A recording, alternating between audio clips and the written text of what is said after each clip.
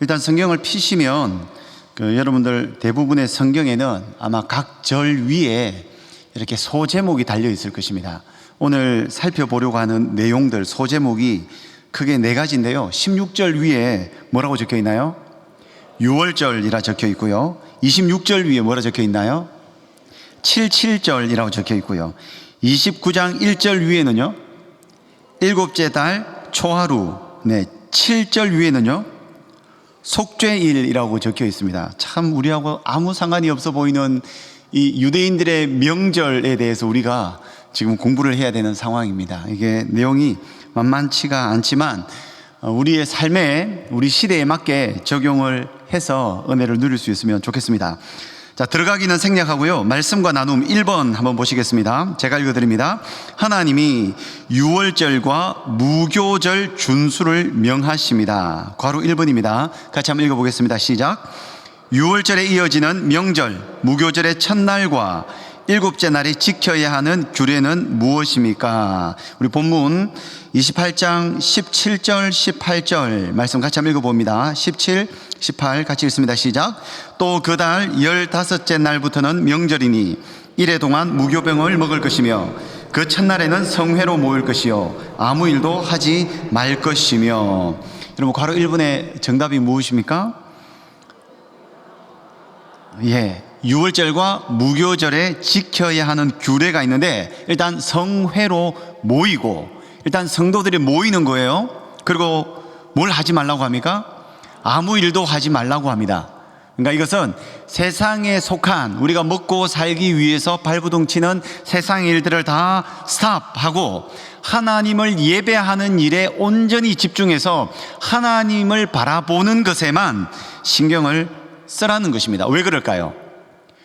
무엇을 기념하고 기억하기 위한 목적입니다. 그 기억이 너무나도 특별한 기억이기 때문에 그날에는 아무 일도 하면 안 돼요.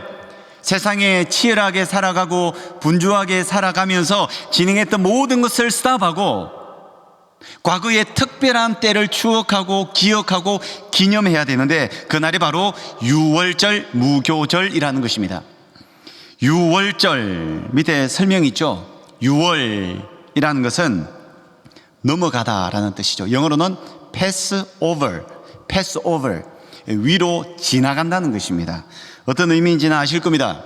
하나님께서 애굽에 재앙을 내리실 때에 애굽의 장자들을 다 치셨습니다. 그때에 하나님을 믿는 히브리 백성들, 이스라엘 백성들의 집에는 문설주에 어린 양이 피를 발라 두었습니다. 그러면 심판하는 사자들이 그 애굽 두루 다니면서 전역에 심판을 행할 때에 문설주에 어린 양의 피가 있으면 그 집을 넘어갔습니다. 넘어갔다는 것은 뭘 이야기하는 겁니까? 심판을 받아야 하는데, 죽임을 당해야 하는데 어린 양의 피가 문설주에 발려있기 때문에 그 피로 인하여서 그 집은 심판에서 면제당하는 것입니다. 심판을 면하고 구원을 받게 된 것입니다. 그래서 유월절은 이스라엘의 구원을 기념하는 절기입니다. 유월절은 1월 14일 하루입니다. 1월 14일 하루가 유월절이고 1월 14일부터 7일간 이어지는 그 7일 동안을 무교절이라고 합니다. 그래서 유월절과 무교절은 같은 단어로 크게 구분 없이 사용을 하셔도 됩니다. 자, 거기 설명 네 번째 줄 중간에 보시면 여기가 제일 중요합니다. 하나님은 이스라엘의 구원 사건을 가장 중요한 절기로 삼아 늘 기억토록 하셨다. 자, 여러분, 이게 중요합니다. 이게 오늘 말씀의 핵심입니다. 하나님께서 유월절을 지키라 하신 이유, 무교절을 지키라고 하신 이유 딱 한 가지입니다. 하나님께서 너희를 구원해 주셨다는 것을 기억하라는 것입니다. 원래는 심판받아 마땅한 백성인데, 원래는 종이었는데, 원래는 하나님께서 사랑할 수 없는 대상이었는데 하나님께서 사랑하셔서 조건 없이 이유 없이 내 백성 삼아주시고, 특별히 애굽에서 종노릇하고 있는 그들을 구원해 주신 구원을 기억하도록 하기 위해서 유월절을 지키는 것입니다. 이것이 그때 당시에만 지킨 것이 아니라 자자손손 대대로, 후손 대대로 그 민족의 후손들이 다 기억하도록 이 날을 지키라는 것입니다. 그래서 여러분, 신앙생활에 있어서 굉장히 중요한 것이 기억 기억하는 것입니다. 자, 그러면 이게 이스라엘의 유월절인데 이제 우리에게로 한번 옮겨서 적용해 봅시다. 여러분, 무엇을 기억하시겠습니까? 일단 우리 교회적으로 보면 두 달에 한 번, 그리고 성금요일을 포함해서 우리는 1년에 총 7번에 걸쳐서 성찬식을 진행합니다. 여러분, 성찬식을 왜 진행할까요? 그날 먹는 떡이 우리를 두 달간 살게 합니까?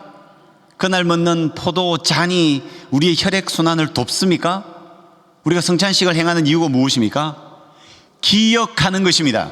기념하는 것입니다. 우리 교회는 성찬보에 그런 글자가 기록되어 있지 않은데 보통 성찬보에는 밑에 중간에 빨간 글씨로 이렇게 기록되어 있습니다. 나를 기념하라. 여러분, 성찬식을 왜 합니까? 기억하고 기념하기 위한 것입니다. 무엇을 기억합니까? 무엇을 기념합니까? 죄인 되었던 나를 구원하시기 위해서 예수님이 이 땅에 오셨고 십자가에서 나를 위해 찢기셨고 피를 흘리셨고 죽으셨고 3일 만에 부활하신 그것을 기억하기 위함입니다. 그러면서 은혜를 누리는 거죠. 나 같은 죄인을 구원해 주신 주님의 은혜와 사랑에 감사하며 성찬식을 행하는 것입니다. 그래서 우리 교회도 이 주님의 십자가와 부활, 우리의 구원을 잘 기억하고 기념하는 것 같아요. 왜냐하면 성찬식 때 출석 숫자가 제일 많습니다. 평소보다 적게는 300명에서 많게는 500명까지 출석하신 분들이 더 많습니다. 그리고 성찬식 때 담임 목사님께서 분병, 분잔을 하고 마지막 시간에 성도들에게 도전하고 손을 들라고 하고 일어서 보시라고 하고 그때 기도할 때 제가 예배위원 지도라서 뒤에서 보면 많은 성도님들이 눈물을 훔치세요. 그리고 하나님 앞에 진심을 다해 기도하십니다. 왜 그럴까요? 내 죄를 용서해 주시기 위해서, 구원하시기 하기 위해서 오신 예수님을 기억하는 것입니다. 자, 이제 여러분 개인으로 한번 옮겨볼까요? 여러분들에게 있어서 구원 사건이라고 하면 간증할 만한 내용이 있으십니까? 이번 순모임 때는 이 질문을 나누면 좋을 것 같아요. 물론 나눔 질문 1번, 2번, 3번이 있는데 이 질문과 상관없이 마치 그 제자 훈련할 때에 예수 믿기 전, 예수 믿었던 과정, 예수 믿은 후에 대해서 간증문을 작성하잖아요. 그것처럼 이번 순모임 때는 여러분들이 하나님 앞에 구원받았던 그때의 사건, 그때의 추억, 경험들을 한번 나누어 보면 좋을 것 같아요. 아마 어떤 성도님들은 생생하게 그 사건을 묘사할 수 있는 분들도 있을 것입니다. 그런데 어떤 분들은 모태신앙이라서 그런 특별한 사건이 없어요. 그런 분들은 예수님을, 교회는 다녔지만 예수님을 인격적으로 체험했던 사건에 대해서 한번 나누어 보시면 상당히 은혜로운 나눔이 되리라고 생각을 합니다. 저는 오늘 제가 강사니까 저희 개인적 이야기를 조금 나눠본다면, 저는 1988년 5월 29일 날 저희 온 가족은 같이 교회를 갔습니다. 그러니까 그때 우리 가족이 구원을 받은 것은 아니나 그 전까지만 해도 절에 다니다가 1988년 5월 29일 주일부터는 교회 다니기 시작했어요. 특별히 저희 아버지가 1988년도에 돌아가셨습니다. 5월 달에 4월 초파일이라고 하죠. 석가탄신일, 부처님 오신 날입니다. 평소에는 부처님 오신 날이 되면 부처님 오신 것을 감사하기 위해서 늘 절에 갔습니다. 근데 1988년 5월 달, 5월 29일은 석가탄신일 날 절에 가지 않고 교회를 갔습니다. 그것이 우리 가정의 구원 사건입니다. 곧 저는 그렇게 부처님 오신 날을 기다립니다. 부처님을 기다린 것이 아니라, 왜냐하면 그날은 저희가 구원을 받았고 하나님이 백성이 된 그날을 기념하는 날이기 때문에 그날이 기다려져요. 그리고 우리를 구원해 주신 하나님 앞에 감사를 합니다. 어머니와 통화를 합니다. 어머니, 아버지 제삿날이 다가오네요. 우리가 교회 간 날이네요. 얼마나 이것이 감사한지 모릅니다 라고 그렇게 고백을 합니다. 저희 아버지가 돌아가셨는데 저희가 생활보호 대상자였어요. 기초생활수급자. 너무너무 못 살았어요. 그냥 가난한 정도가 아니라 정말 찢어지게 가난했습니다. 아버지가 돌아가셨는데 장례식을 치러야 되는데 장례 치를 돈이 없었습니다.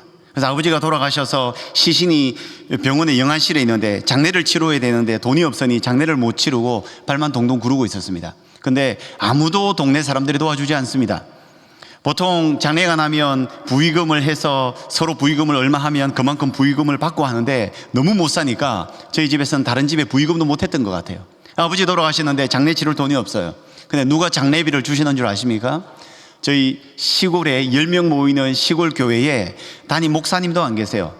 총신대학원에 재학 중인 담임 교육 전도사님이 자기가 학교에서 내려고 준비했던 등록금을, 본인도 등록금을 못 내서 학교에서 경고를 받은 상태였는데 어렵게 준비한 등록금 100만 원을 가지고 학교에 가서 등록금을 내려고 하는데 시골에서 전화가 온 거예요. 그 전도사님의 전도 대상자인 박동진이 집에 아버지가 돌아가셨는데 장례비가 없어서 장례를 못 치른다더라. 그래서 그 전도사님이 바로 그 총신 양지에서 내려오셔서 그 100만 원을 저희 가정에 주셨습니다. 그리고 이 돈으로 동진이 어머니 장례를 치르십시오. 그리고 그 돈 가지고 장례를 치르었습니다. 그 돈을 가지고 장례를 치르고 난 이후에 그 전까지는 부지런히 절에 다녔는데 그 전도사님의 사랑과 희생과 헌신이 너무 감사해서 그 장례를 치르고 1988년 5월 29일 날 집안에 있는 모든 우상단지를 다 부숴버리고 그 주부터 교회를 간 거예요. 그리고 지금까지 한 주도 빠지지 않고 가족들이, 형제, 자매 모두가 다 신앙생활을 하고 있습니다. 그러니 저희에게 1988년 5월 29일은 기억에 남겠습니까? 안 남겠습니까? 기억에 남죠. 35년 전 일이에요. 저는 지금 아들에게도 그 교육을 합니다. 1988년 5월 29일을 아들아 꼭 기억해라. 관심도 없는 것 같아요. 근데 기억해야 됩니다. 왜요? 우리 가정이 하나님의 백성이 되었거든요. 그 전년도까지만 해도 석가탄신일이 되면 부지런히 절에 쫓아다니다가 1988년 때부터는 석가탄신일 날 교회를 갔어요. 그리고 하나님을 예배했어요. 구원을 받았어요. 특별하죠. 여러분, 이스라엘 백성들에게 유월절은 이런 날입니다. 430년간 종로로 타다가 430년 동안 정체성도 없이 족보도 없이 그렇게 살아가다가 하나님 앞에 구원을 받았으니 특별하죠. 그래서 하나님은 그날을 기억하고 기념하며 구원에 대해서 감사하라는 겁니다. 여러분, 여러분들에게 그날이 언제이십니까? 개인적으로 적용해 보시기 바랍니다. 아마 어떤 분들은 분명한 날짜가 있을 수도 있어요. 저처럼 어떤 사건이 있을 수도 있어요. 그렇지 않다면 예수님을 인격적으로 만났던 때일 수도 있습니다. 또 그렇지 않다면 정말 고난 중에 내 삶에 불쑥 찾아오셔서 은혜를 주신 주님을 만났을 때일 수도 있습니다. 그날을 기억하십시오. 그리고 그날을 순모임할 때 한번 나누어 보십시오. 은혜가 충만한 시간이 되리라고 확신합니다. 괄호 2번 넘어가 볼까요? 유월절이 시작되고 일주일 동안 무엇을 먹습니까? 자, 이 유월절을 기억하고 기념해야 되는데 기억하고 기념할 때에 특별히 먹는 음식이 있습니다. 어떤 음식일까요? 무교병. 이 무교병이 뭘까요? 빵입니다. 빵. 근데 요즘에 여러분 얼마나 맛있는 빵이 많습니까? 여러분 브런치 카페에 자주 가시죠? 가셔서 맛있는 커피와 빵 맛있게 드시죠? 이 무교병은 빵인데 문제는 반죽을 발효시키는 누룩이 없는 빵입니다. 맛있을까요? 맛이 없을까요? 맛이 없죠. 여러분, 성찬식 때 우리는 예수님의 살을 기념하는 떡을 먹습니다. 맛있습니까? 그런 생각이 들죠. 왜 이렇게 텁텁하게 만드나? 이런 생각이 들 수도 있습니다. 근데 여러분, 제가 예배위원회 지도자잖아요. 얼마나 떡을 정성스럽게 준비한지 모릅니다. 저는 자부심이 있습니다. 아마 대한민국에서, 아니 정말 전 세계적으로 보더라도 우리 교회처럼 이 떡과 잔을 정성스럽게 준비하는 교회는 없다고 저는 확신합니다. 여러분, 자부심을 가지고 성찬식에 참여하시기 바랍니다. 근데 그게 맛있는 게 아니에요. 맛있게 만들 수도 있죠. 간을 잘 맞춰서 맛있게 만들 수도 있습니다. 그런데 기억하는 겁니다. 기념하는 겁니다. 여러분, 왜 빵을, 유월절에 빵을 먹는데, 무교병을 먹는데 왜 누룩이 들어가지 않은 맛없는 빵을 먹을까요? 그때 애굽에서 탈출을 할 때에 그들이 먹었던 빵이기 때문입니다. 그들이 여러분 어떤 빵을 먹었는 줄 아십니까? 제가 한번 읽어드릴게요. 나중에 참고해 보세요.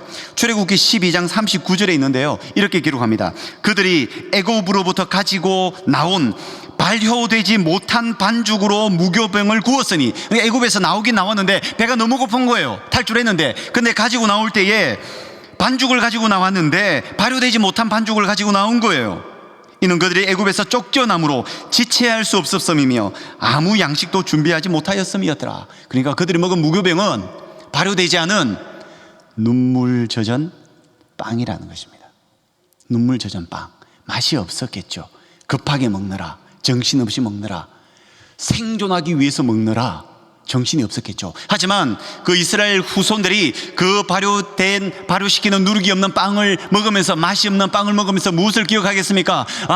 이 빵을 우리의 선조들이 그때 구원을 받을 때에 애굽에서 쫓겨나서 하나님의 유월절을 기념하며 먹었던 빵이더라.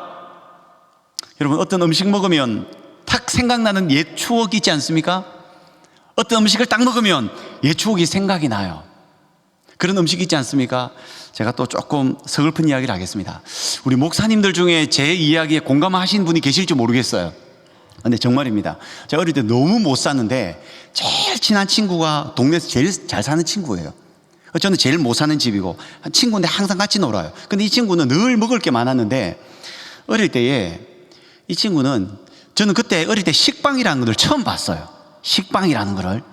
근데 식빵을 가지고 오는데 이 친구가 식빵을 먹는데 그 테두리 바삭한 거를 다 떼서 버리는 거예요. 그리고 그 안에 중안에 좀 부들부들한 것만 먹는 거예요. 저는 식빵이란 걸 본 적도 없고 먹어본 적도 없거든요. 근데 걔가 그걸 버리니까 자존심상 그거 내 달라라는 말은 못 하겠고, 이걸 버리니까 좀 아깝기도 하고, 그래서 그 친구가 그렇게 이야기했습니다. 나는 식빵 겉에 테두리를 좋아한다 라고 이야기를 했었습니다. 그리고 그 친구가 식빵을 들고 오면 늘 그것을 뜯어서 저에게 주었습니다. 그게 맛있을까요? 맛이 없어요. 근데 지금도 아침마다 식빵을 잼에다 발라 먹거든요. 근데 그 식빵 먹을 때마다 그때 생각이 나요. 그때 그 비참했음. 지금 비록 목사로 살아가면서 넉넉하진 않아도 지금 아침마다 잼에다가 식빵을 발라 먹을 수 있고 안에 있는 소프트한 것까지 먹을 수 있는 것이 얼마나 감사한지 몰라요. 할렐루야.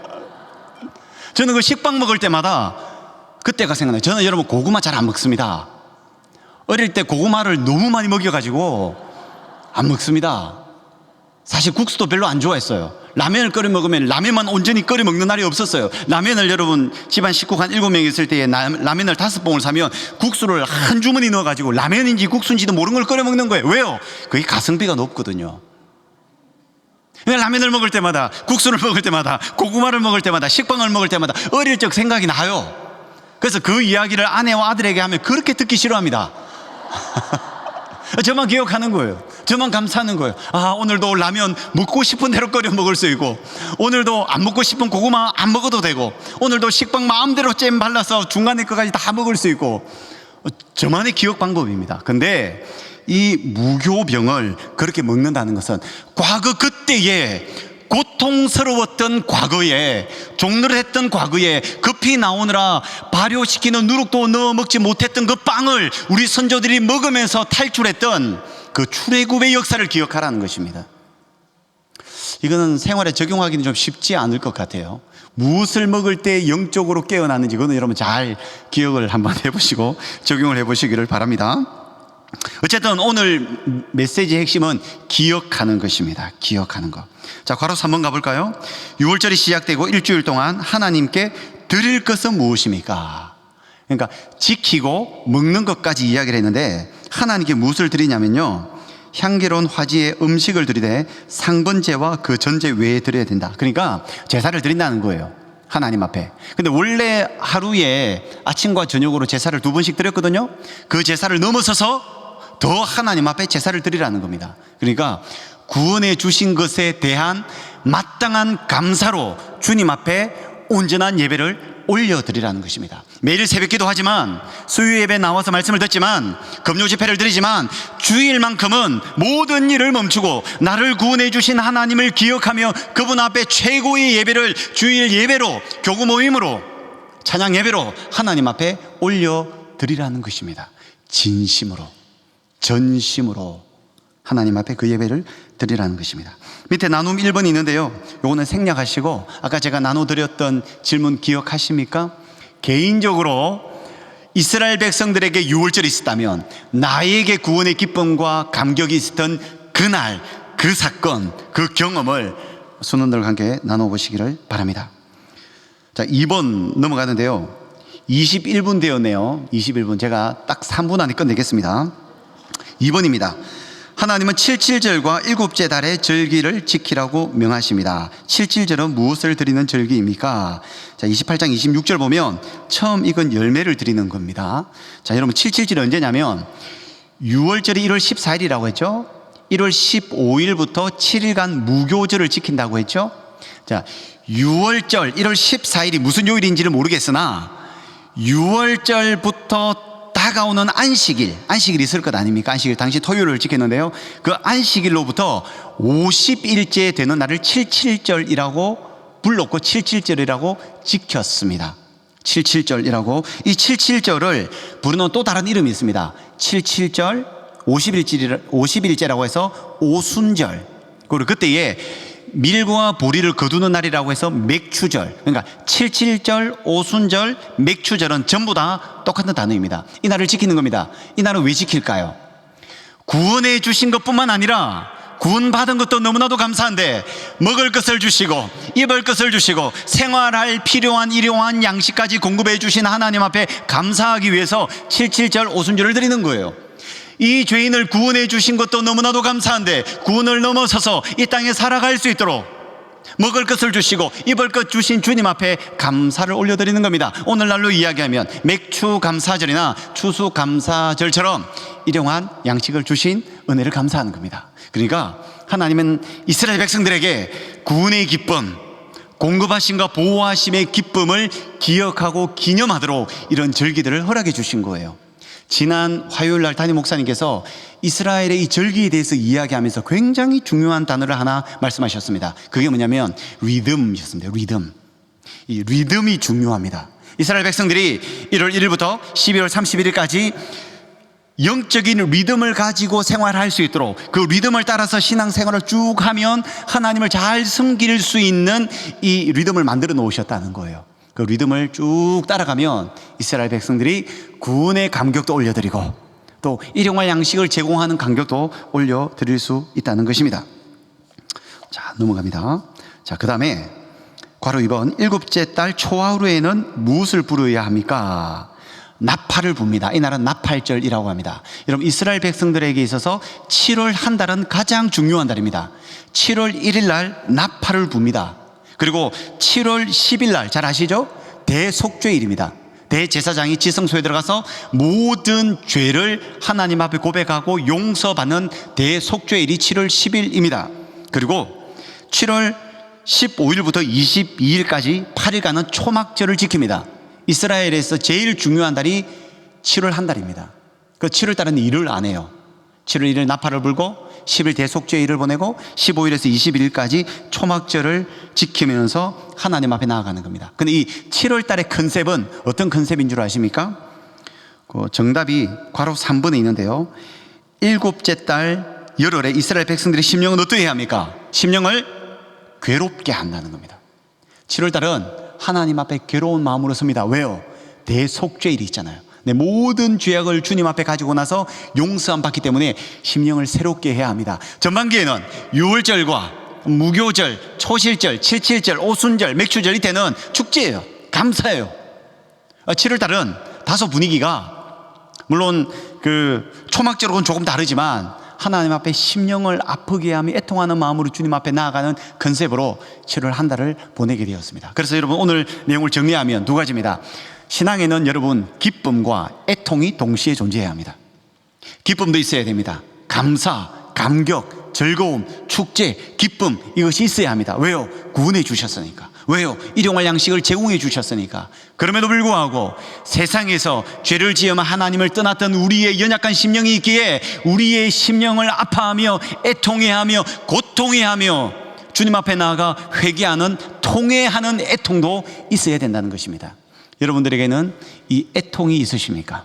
여러분들에게는 이 구원의 기쁨이 있으십니까? 신앙의 기쁨과 애통의 균형을 잘 맞추셔서 하나님을 잘 섬기시기를 예수님 이름으로 축복합니다.